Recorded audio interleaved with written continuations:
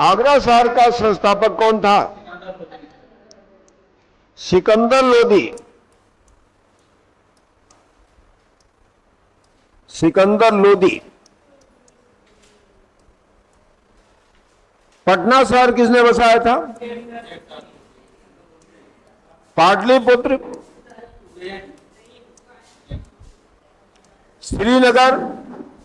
श्रीनगर। सम्राट अशोक।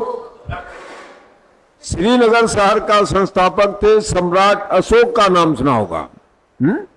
लखनऊ शहर, उसका नाम आएगा आसफुदौला।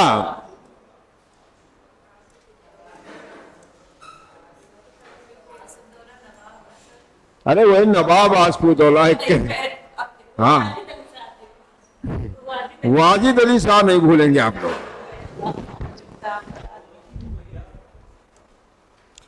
जैसे पूछ दिया, उस दिन बता रहे थे विक्रमी संवत कब चलाया गया? संवत। शक संवत कौन चलाया था? शक संवत कनिष्क। गुप्त संवत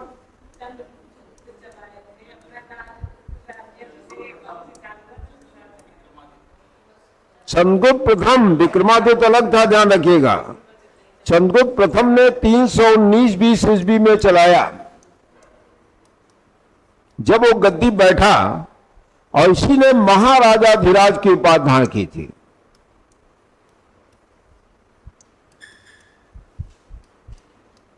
देखिए 18 क्वेश्चन लगभग आपके इतिहास से आते, बता दे रहे हैं आपको। 18 क्वेश्चन आपके जो आपका एसएसटी है, 18 क्वेश्चन इतिहास से ही आएंगे, और छोटी छोटी चीजें आती हैं। फिर हमने कहा था हिजरी संवत,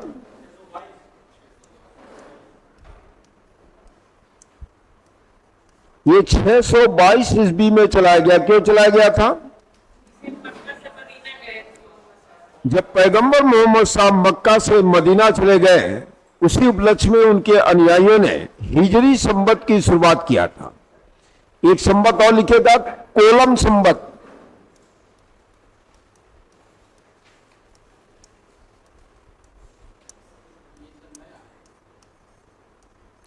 अब पढ़ा नहीं था, नया है ही है।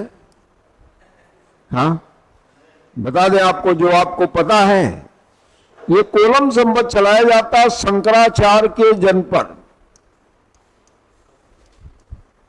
एक नाम सुना होगा आपने, आदि शंकराचार्य, सुना आपने? आप तो जानते होंगे। शंकराचार्य का जन्म कहां हुआ था? केरल में एक स्थान है कलादी। कलाद केरल में इनके जन्म के उपलक्ष्य में उनके अनुयायियों ने एक संवत को चलाया जिसका नाम है कोल्लम। याद रखिएगा, कोल्लम संवत। जब पूछा आता है कोल्लम संवत कब चलाया गया, ये शंकराचार्य साहब का जन्म है, 825 ईस्वी में हुआ था। कहां पर हुआ था? कलाद केरल में। और इसी उपलक्ष्य में एक कोलम संवत की शुरुआत होती है, ध्यान रखिएगा। कोलम लिखा हुआ, कोल्लम संवत। ठीक। अब एक बात और शंकराचार्य से संबंधित जान लीजिए। शंकराचार्य ने 4 पीठ की स्थापना किया था। कहां कहां पर?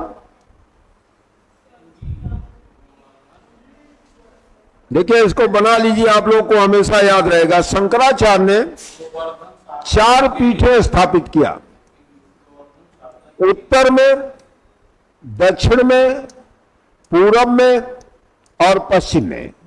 ये राष्ट्रीय एकता के लिए शंकराचार्य ने 4 पीठ की स्थापना किया है। उत्तर में क्या है? बद्रीनाथ। बद्रीनाथ, जिसको एक नाम और दिया गया जोशी मठ। कभी आप बद्रीनाथ जाएंगे तो जोशी मठ के बगल में ही बद्रीनाथ है, उत्तर में, याद रखिएगा। ठीक है। इस पीठ को क्या कहा जाता है?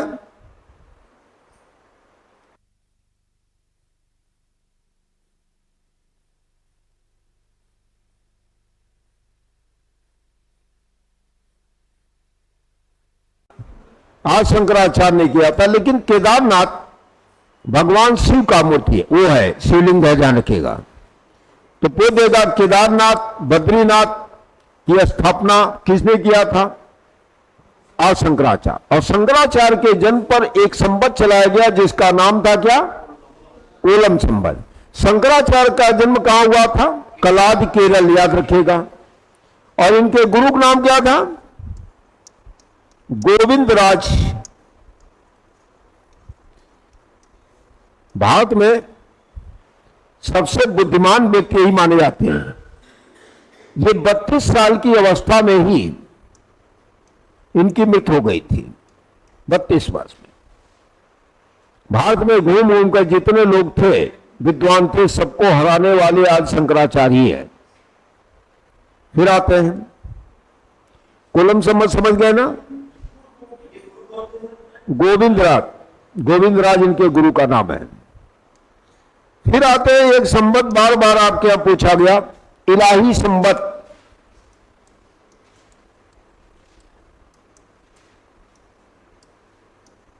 देखिए, इलाही संवत की शुरुआत अकबर ने किया था। कब? 1583 में अकबर के द्वारा 1583 में इलाही संवत की शुरुआत की गई। यह आपके यहां 3-4 बार टेट में आ चुका है कि किसने चलाया है। मान लिया आपसे बोलते किस वर्ष चलाया है, तो 1583 में इलाही संवत की शुरुआत होती है, ध्यान रखिएगा। दीन-ए इलाही धर्म था, वो 1581 में चलाया था। और इलाही संवत पूछेगा 1583 में चलाया था। पूछेगा कौन चलाया था? अकबर ने चलाया था। ये भारत में प्रचलित संवत है, ध्यान रखिएगा। संवत मतलब जब गद्दी पर कभी बैठते थे या किसी ने चलाया तो इसको कहते इलाही संवत। समझ में आ गया? अब देखिए एक शब्द आएगा स्तूप, आप लोग पढ़े नहीं? स्तूप, स्तूप पढ़ लिए हैं, चलिए कोई बात नहीं। देखिए हाँ ना, वो तो चैत्र बताए थे, स्तूप तब नहीं बताए थे। हाँ देखिए, वो चैत्र बताए थे, नहीं चैत्र आपको बताए थे। बताए क्या थे? बताए काले का चैत्र, जुन्नार का चैत्र, कनेरी का चैत्र। और चैत्र हमने कहा था पूजा स्थल था, हीनयान संबंधित है। और बिहार जो है बौद्ध भिक्षुओं के रहने का स्थान था। देखिए, स्तूप का मतलब होता था बौद्ध धर्म में निर्वाण स्थल।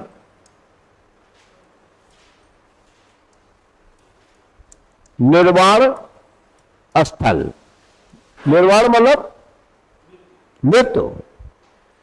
तो बुद्ध या बुद्ध के शिष्यों को जहां पर विसर्जित किया गया, उनकी हड्डियों को विसर्जित किया गया, उनसे स्तूप बनाए गए। और स्तूप का अर्थ होता है ढेर या थूहा। थूहा जानते हो नहीं?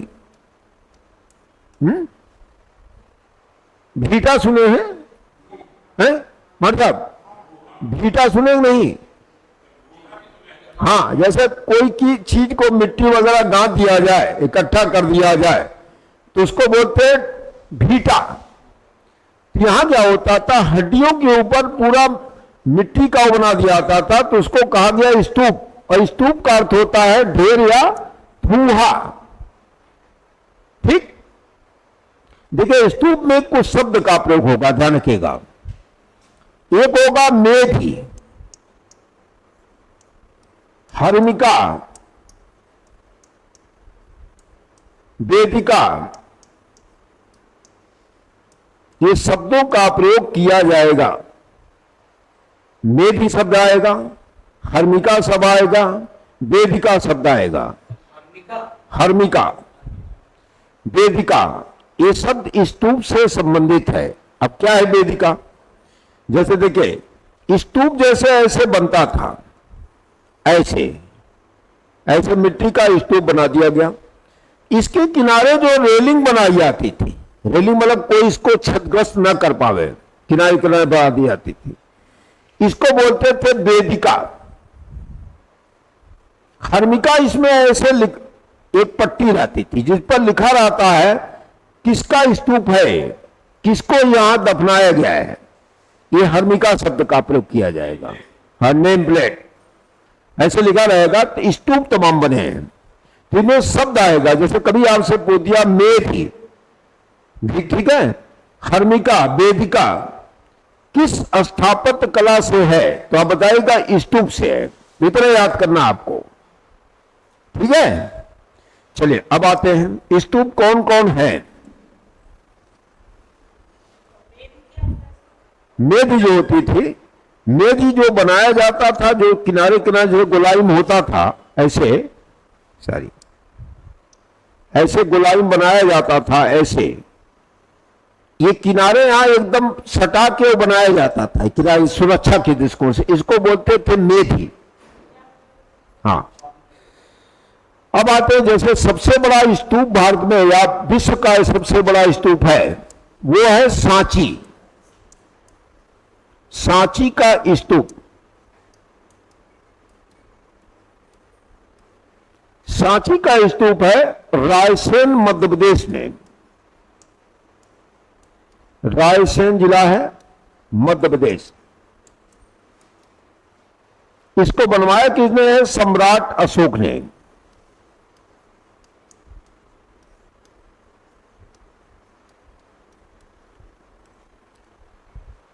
ये विश्व का सबसे बड़ा स्तूप है, याद रखिएगा, सांची।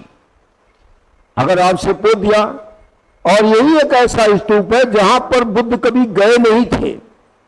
सांची का संबंध महात्मा बुद्ध के जीवन से नहीं रहा है, लेकिन यहां पर इनके दो शिष्य सारिपुत्र और मोदगलायन, सारिपुत्र और मोदगलायन की अस्थियां विसर्जित हैं। इस स्तूप से बुद्ध के जीवन का कोई संबंध नहीं था, याद रखिएगा, लिख लीजिए, ले ले, इस स्तूप से बुद्ध के जीवन का कोई संबंध नहीं था, से बुद्ध के जीवन का कोई संबंध नहीं था।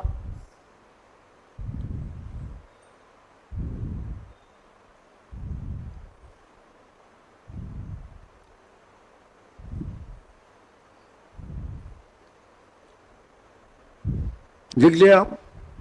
अगला लिखिएगा, पिपरावा का स्तूप।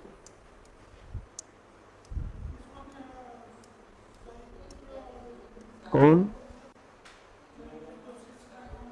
सारपुत्र और मोदगलायन की अस्थियां विसर्जित हैं। हाँ, बुद्ध के शिष्य थे। पिपरावा का स्तूप, यह आपके जिला है सिद्धार्थ नगर।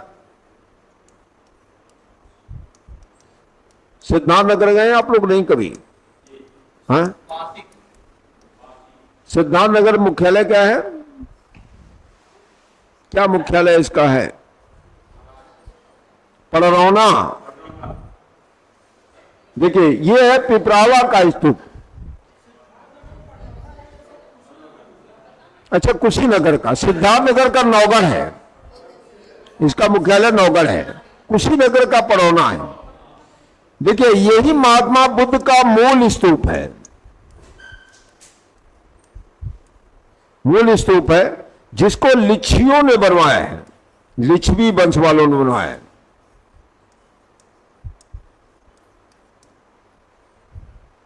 क्योंकि महात्मा बुद्ध का जन्म लिच्छवी वंश में हुआ था, आप सुना होगा लिच्छवी वंश। ये देखिए, पिपरावा का स्तूप पूछेगा, यही मूल स्तूप मनाता है बुद्ध का, जिसको लिच्छवी वंश लिखेगा, शाक वंश वालों ने बनवाया है। लिच्छवी वंश लिखेगा, शाक वंश वालों ने बनवाया है।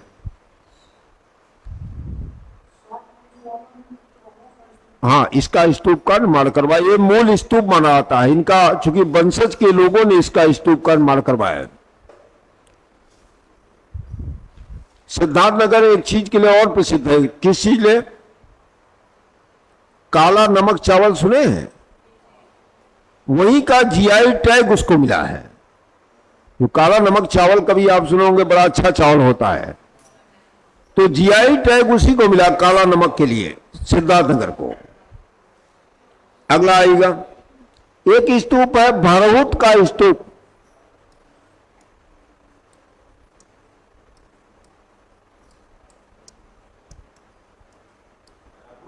हाँ, ये है सतना मध्य प्रदेश। कभी आप लोग मैहर देवी गए होंगे, रास्ते में आपको एक स्तूप दिखाई पड़ता है, कभी यात्रा करिएगा।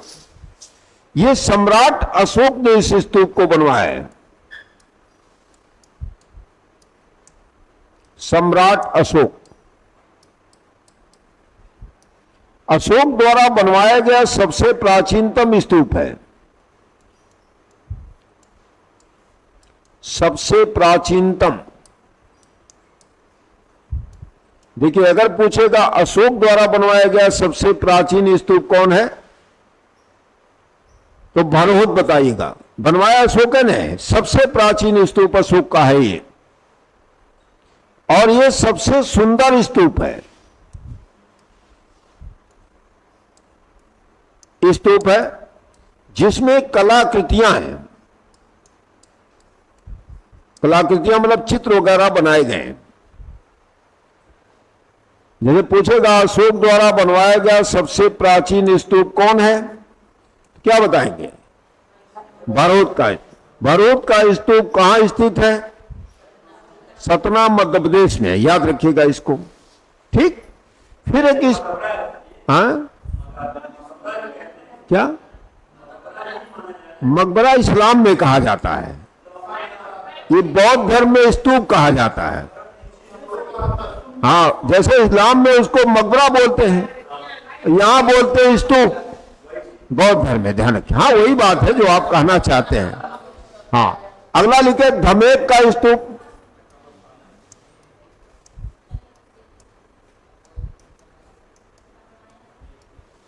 धमेक, ये कभी आप लोग जाएंगे सारनाथ में। सारनाथ कहां है? वाराणसी में है। इसको बनवाया है कुमार गुप्त प्रथम ने।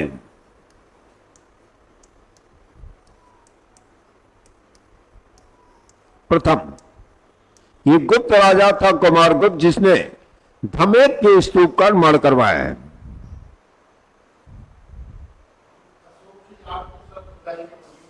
अशोक की लाट है ना, लेकिन उसी के बगल में जाएंगे धमेक का स्तूप है। ये गुप्त काल में बना है, कुमार गुप्त ने बनवाया है। अशोक की लाट भी है, अशोक ने भी वहां एक स्तूप बनवाया जिसको शांत स्तूप बोला जाता है। चलिए अगला आते हैं अमरावती का स्तूप।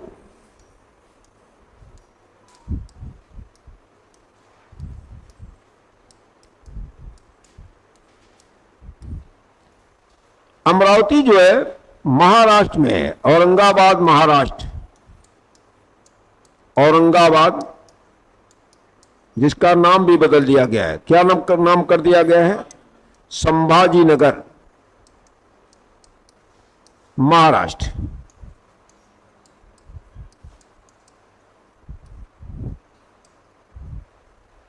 ये सातवाहन शासक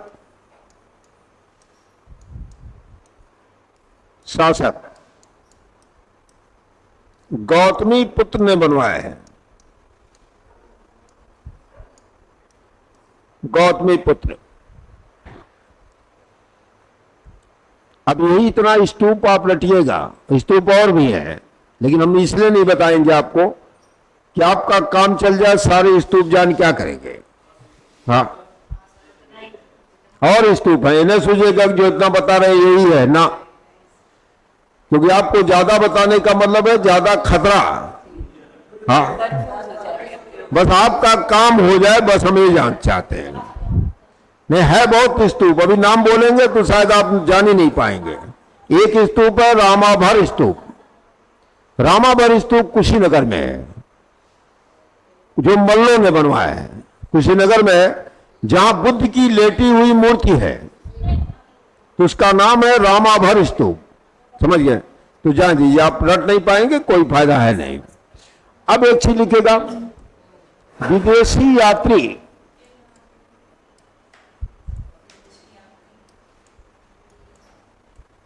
जो विदेशी यात्री आए,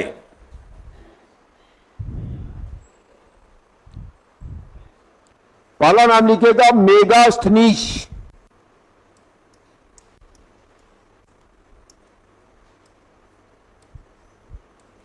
देखिए, मेगास्थनीज यूनानी था, यूनान का था। ये सेलुकस का राजदूत था, सेलुकस निकेटर का राजदूत बनकर आया किसके दरबार में? चंद्रगुप्त मौर्य। एक भारत में शासक था चंद्रगुप्त मौर्य, इसी के दरबार में आया था। इसकी पुस्तक का नाम है इंडिका। पुस्तक है इसकी इंडिका, और इंडिका है लैटिन भाषा में, लैटिन कर दीजिए या यूनानी।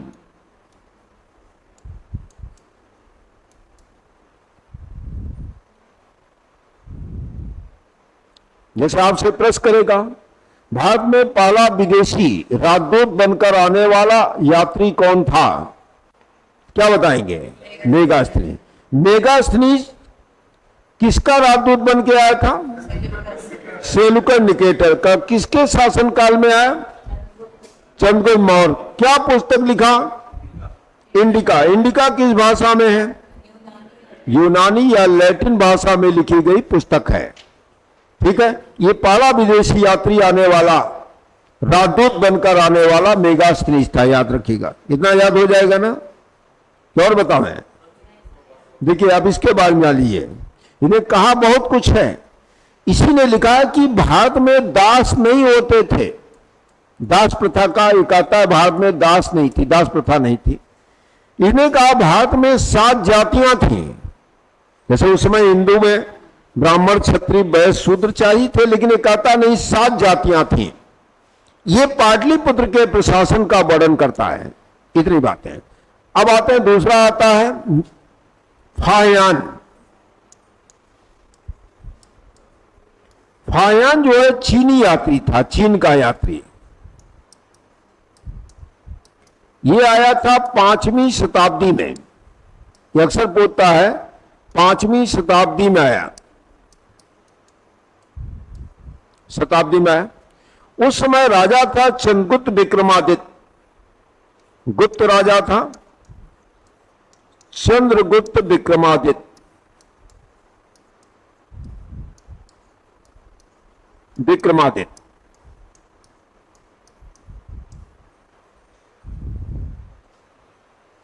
देखिए क्यों हमने 5वीं लिखा, इसको भी जान लीजिए। ये चला था 399 ईस्वी में चला था, और भारत पहुंचा 401 में। ईस्वी में भारत पहुंचा था, ध्यान रखिएगा। हम सोच रहे हैं इतना दिन कैसे लग गया, पैदल आते थे। तो भाई देखिए, 400 के बाद 5वीं शताब्दी हो जाएगा। अगर कभी प्रश्न करे 400 के बाद क्या हो जाएगा? 5वीं शताब्दी, ध्यान रखिएगा। चला था ये 4थी शताब्दी में, 399 में चला, ये 401 में पहुंचा था भारत। तो पूछ देगा कभी कि फाहियान किस शताब्दी में भारत आया, या चीन का पहला यात्री भारत आने वाला कौन था? फाहियान। किसके शासन काल में आया? चंद्रगुप्त विक्रमादित्य के। लेकिन इसके नाम का उल्लेख नहीं करता है। यही कहा कि गुप्त साम्राज्य धन धान से भरपूर था, और इसलिए गुप्त काल को स्वर्ण काल कहा गया, गोल्डन पीरियड, स्वर्ण काल। जैसे आपने सुना होगा, कहते हैं रामराज होना चाहिए। रामराज क्या था? रामराज एक परिकल्पना है कि राम के राज्य में लोग सुखी संपन्न थे। ये तो इसी का काल स्वर्ण काल, गुप्त काल में स्वर्ण काल कहा जाता। पूछ देता है कि स्वर्ण काल के रूप में किसका शासन माना था? गुप्तों का। स्वर्ण काल, स्वर्ण युग एक कई बार, काल मतलब युग होता है। तो पूछा है आपके यहां, कई बार पूछा है, किस काल को भारत में स्वर्ण युग कहा गया या स्वर्ण काल कहा गया, गुप्त काल को कहा गया? क्योंकि गुप्त राजाओं ने 2 चीज के लिए बड़ा काम किया। एक, मंदिरों का सबसे अधिक निर्माण किया, वास्तुकला। दूसरा, इनका जो सबसे बड़ा महत्वपूर्ण था, स्थापत्य कला के क्षेत्र में इनका बड़ा योगदान रहा, और विज्ञान के क्षेत्र में इनका बहुत बड़ा योगदान रहा। विज्ञान के क्षेत्र में इस समय आर्यभट्ट थे, आर्यभट्ट का नाम सुना होगा। आर्यभट्ट ही पहले व्यक्ति भारत में थे जिन्होंने कहा पृथ्वी गोल है और वह सूर्य का चक्कर लगाती है। बाद में इसी सिद्धांत को कापरनिकस ने सिद्ध किया। तो आज देखते पढ़ते पढ़ते हम लोग कापरनिकस का सिद्धांत है, जबकि आर्यभट्ट पहले कह चुके थे। आर्यभट्ट ने ही 2 पाई मान का आविष्कार किया, जिसको बाद में पाइथागोरस का सिद्धांत माना गया। 2 पाई मान नाम सुना होगा, यह आर्यभट्ट हमारे विकसित कर चुके थे। आर्यभट्ट को ही कुछ लोग कहते हैं शून्य का भी आविष्कार किया। लेकिन ध्यान रखिएगा, अगर शून्य का आविष्कार में 2 शब्द रहे, आर्यभट्ट भी रहे, अज्ञात रहे, लिखा है तो हमें अज्ञात लगाना है, आर्यभट्ट को नहीं लगाना। अगर नहीं है कोई विकल्प तब आपको अज्ञात व्यक्ति लगाना, मतलब आर्यभट्ट को लगाना है। तो ध्यान रखिएगा, फाहियान कब आया? 5वीं शताब्दी में। चला था 399 में, 401 में पहुंचा। किसके दर शासनकाल में आया था? चंद्रगुप्त विक्रमादित्य के। किस देश का था? चीन का। अब एक चीज और बताना चले, लिखिएगा मत, इसकी जो यात्रा संस्मरण है फो यूकी नाम से लिखा था। फो यूकी याद नहीं कर पाएंगे आप लोग, इसीलिए मैं कह रहा हूं। फो यूकी नाम से जो भी आया देखा उसने अपनी भाषा में इसमें वर्णन किया है, फो यूकी। चलिए अगले आते हैं, समझ में आया कि नहीं बात? अगला नाम लिखेगा ह्वेनसांग। ह्वेनसांग ये भी चीन का यात्री था, चीन का ही था। ये आया जब भारत, तो उसमें हर्षवर्धन का शासन था। हर्षवर्धन ये आया 7वीं शताब्दी में।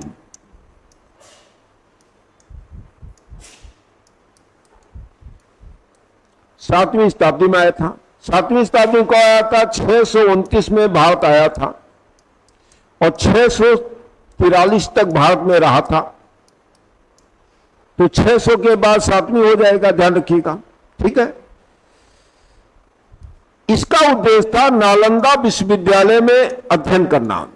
एक नालंदा विश्वविद्यालय आपने सुना ही है, कौन स्थापना किया था? कौन गुप्त शासक था?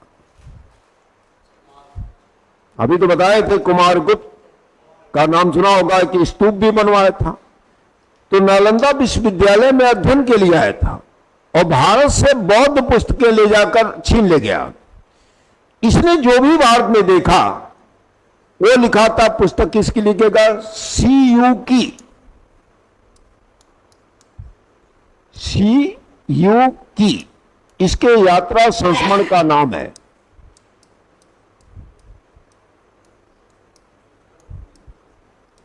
CU की, क्योंकि चीन में ऐसे नाम होता है, जैसे वहां के राष्ट्रपति का नाम है शी जिनपिंग। CU की इनकी यात्रा संस्मरण है जो लिखा है, CU की। अब देखिए इतने प्रश्न आएंगे। ह्वेनसांग जब भारत यात्रा किया तो उस समय भारत का शासक कौन था? किस शताब्दी में आया था? किस विश्वविद्यालय में अध्ययन किया? नालंदा। और उसकी यात्रा संस्मरण का नाम है CU की। जब ये नालंदा विश्वविद्यालय में आया तो उस समय यहां के जो कुलपति थे, वाइस चांसलर,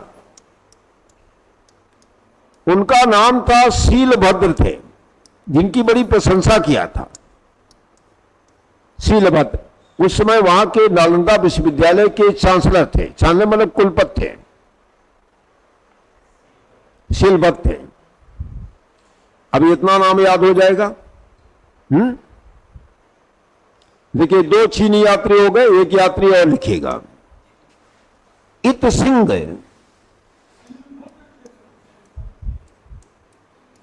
ये भी चीनी यात्री था, चीन का यात्री था। ये 671 ईस्वी में आया। ये भी नालंदा विश्वविद्यालय में अध्ययन किया। जो आप कहते हैं ना प्राचीन काल में भारत विश्व गुरु था, इसीलिए विश्व गुरु था। उस समय भारत की यूनिवर्सिटियों में लोग पढ़ने आते थे। आज क्या है, हमारे देश के लोग विदेश पढ़ने जाते हैं, अमेरिका जाते हैं, इंग्लैंड जाते हैं। क्यों जाते हैं भाई? अच्छी शिक्षा है तभी तो जा रहे हैं। तो भारत प्राचीन काल में जो कहते हैं विश्व गुरु था, उसका कार्य यही था कि लोग भारत के विश्वविद्यालयों में पढ़ने आते थे। समझिए मैडम? अब यह शिक्षा का स्तर गिर गया तो लोग विदेश जा रहे हैं। अगला नाम लिखेगा मार्को पोलो।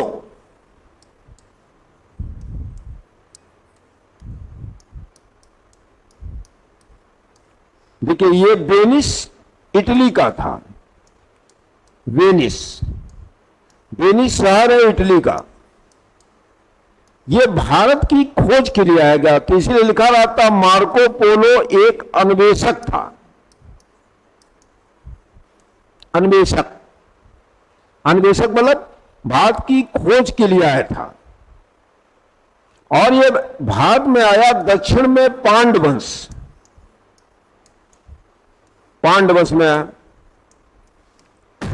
जहां का राजा था मारवर्मन कुलशेखर।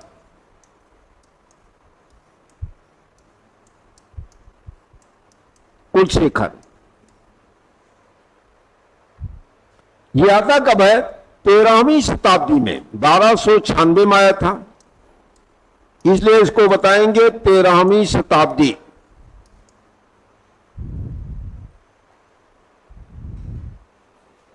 मार्को पोलो समझ गए होंगे। पूछा भी आपके यहां मार्को पोलो कौन था, तो भारत की खोज के लिए आया था, अन्वेषक था। समझ गए बात? कोलंबस भारत आया ही नहीं था। कोलंबस तो अमेरिका खोज किया था।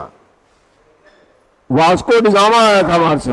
हाँ, वास्को डिगामा से पहले आया था ये, लेकिन ये स्थल मार्ग से आया था। वास्को डिगामा ने भारत के समुद्री मार्ग की खोज किया था। भारत इससे पहले विदेशी आ चुके थे, लेकिन पूछा जाता भारत के समुद्री मार्ग से आने वाला पहला विदेशी यात्री कौन था, तो वास्को डिगामा का नाम आएगा, जो 1498 में आया था। समझिए बात? अभी हम लिखवा देंगे मार साहब। ये तो मैं अभी आपको बता रहा था, सब स्थल मार्ग से आए थे। स्थल मार्ग से तो प्राचीन काल में लोग आ रहे थे, लेकिन भारत के समुद्री मार्ग की खोज करने वाला वास्को डिगामा था। हाँ, चलिए अगले आते हैं। फिर लिखेगा अलबरूनी।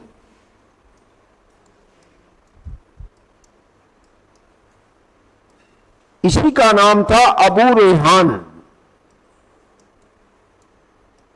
रेहान। ये आता है 11वीं शताब्दी में। ये महमूद गजनबी के साथ भारत आया था। जब महमूद गजनबी भारत पर आक्रमण किया तो ये उसके साथ भारत आया था। इसने एक पुस्तक लिखा था, तहकीके हिंद या किताबुल हिंद। तहकीके हिंद या इसी को कहा जाता है किताबुल हिंद।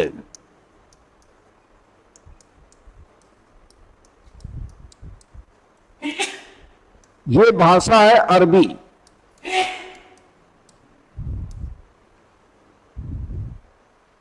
अब आपसे पूछेगा अलबरूनी किसका दरबारी था, क्या बताएंगे? महमूद गजनबी। किसके समय भारत में आया थी? 11वीं शताब्दी में आया। अलबरूनी की पुस्तक का क्या नाम है? तहकीके हिंद या किताबुल हिंद। किस भाषा में लिखी गई है? अरबी। याद हो गया होगा। याद हुआ नहीं मैडम कुछ? हैं? और ये भी जान लीजिए, इसी ने पुराणों का, पुराण जो है, पुराण सुना होगा आपने, कितने पुराण हैं? 18 हैं। पुराणों का अरबी में अध्ययन किया। अरबी में अध्ययन, जैसे पूछा जाता है कि भारत में पुराणों का अध्ययन अरबी में सबसे पहले किसने किया था, क्योंकि संस्कृत का जानकार था, किसने क्या किया? इसका अरबी में ट्रांसलेट किया था। समझ गए मैडम? पुराण 18 है, नाम सुना होगा। सबसे प्राचीन पुराण कौन है? सबसे पुराना पुराण कौन है? मत्स्य पुराण है, नाम सुना होगा। किस पुराण में दुर्गा सप्तशती है मैडम?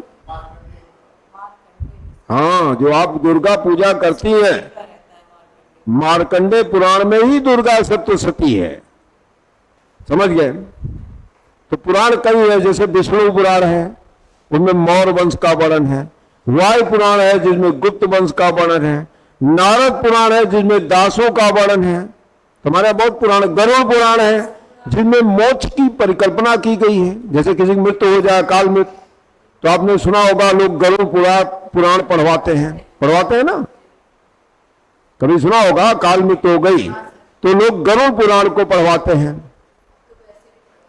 नहीं पढ़ना ठीक है, जैसे हमारे कहने का मतलब ये है। तो ये अगला लिखेगा, एक लिखे इब्ने बतूता।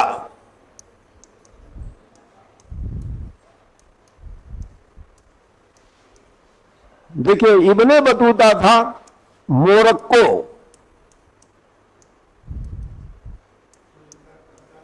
अफ्रीका। हाँ, गाना भी आया था। अब देखिए, कभी कभी पूछ देता है अफ्रीका के किस ओर मोरक्को है, तो उत्तरी अफ्रीका में है। यहां लिखा रहेगा उत्तरी अफ्रीका में मोरक्को है, जहां का यात्री आया इब्ने बतूता। उस समय शासक था मोहम्मद बिन तुगलक। मोहम्मद बिन तुगलक, इसको शार्ट में लिखेगा MBT। इसके द्वारा एक पुस्तक लिखी गई जिसका नाम है रेहला। रेहला जो है अरबी में है, ये अरबी भाषा में लिखा है रेहला। अब देखिए, इतना प्रश्न आया, ये आता है, जो आया था, ये भारत आया था 14वीं शताब्दी में आया।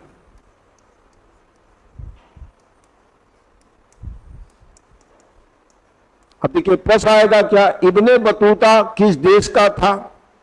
तो क्या बताएंगे? मोरक्को, अफ्रीका, उत्तरी अफ्रीका का था।